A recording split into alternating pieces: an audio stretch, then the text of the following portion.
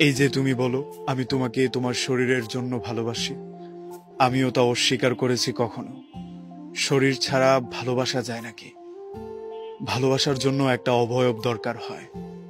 শুধু ঈশ্বরকে ভালোবাসতেই অবয়ব লাগে না। যেহেতু তুমি ঈশ্বর নও, সেহেতু তোমাকে ভালোবাসতে আমার শরীর প্রয়োজন হয়।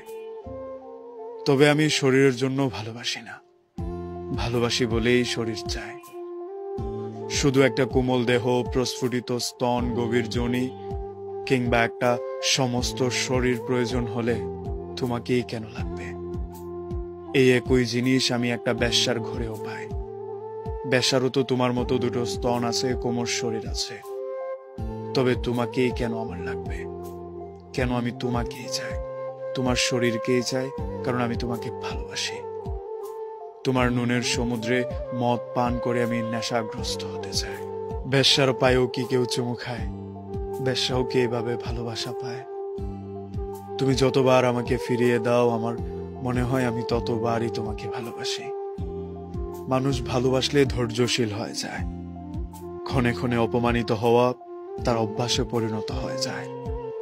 তুমি আমাকে রাস্তার মাঝখানে দাঁড় করিয়ে শাস্তি দাও, এতে আমার বিন্দু মাত্র কষ্ট হয় না। আমার এটাও মনে হয় না তুমি আমার পর কেউ, কিংবা আমার খারাপ কিছু চাও। এই যে আমি তোমাকে বারবার ভালোবাসি ভালোবাসি বলি, আর তুমি এটাতে বিরক্ত হও, সেটাতেও আমি আনন্দ পাই। আমি যতবার ভালোবাসি বলে অপমানিত হয়েছি, ততবার আমার হওয়ার কথা ছিল না। আমি যতটা গুরুত্ব দিয়ে তোমাকে ভালোবেসেছি, ততটা গুরুত্ব আমার দেওয়ার কথা ছিল না। কিংবা তুমি আমাকে যতটা অপমান করে কথা বলো কিংবা অপমান করো, ততটা অপমান পাওয়ার যোগ্য আমি না।